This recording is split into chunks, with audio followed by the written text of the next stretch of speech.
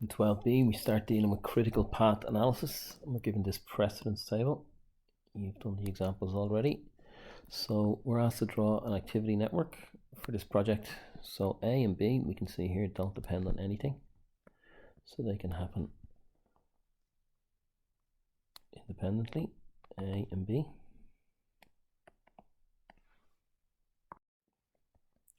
So they're the first two things to happen.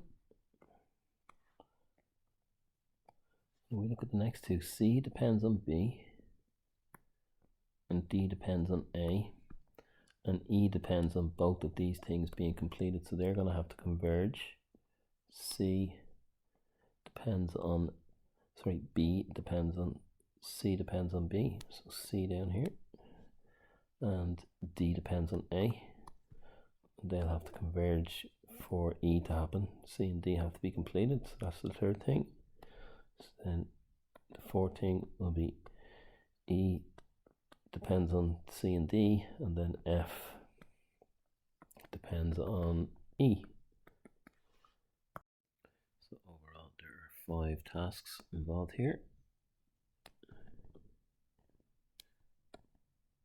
Circle them and put the letters on the line.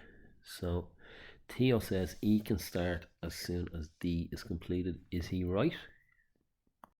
And you can see from over here or from the activity network that he's not correct, because E can only start as soon as D and C are completed. So no. In question 2, we have a project consisting of 6 activities. P to U. P and Q can start now, so they don't depend on anything, P and Q. But R cannot start until Q is completed, so R depends on Q. S cannot start until P is completed, S depends on P. U cannot start until both T and R are completed, so U depends on T and R.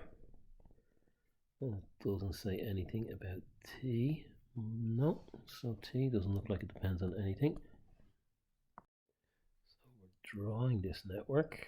Start here, call this point 0. 3 things can happen with no dependence on anything else, so that's P, Q, and T can all happen. Or it depends on Q, so or can only happen here, depending on Q. That's a 4. S depends on P, and I'm jumping. S depends on P, so I'll put S here first. I'm actually going to move this one because I'm looking down.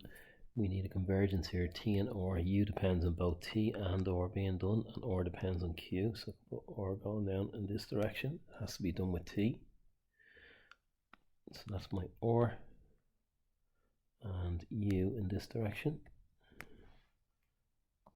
So that looks like it all. P, Q, and then R and T need to happen before U, so they converge. So then can call either of these ones 4 and 5, and this is the activity network for number 2.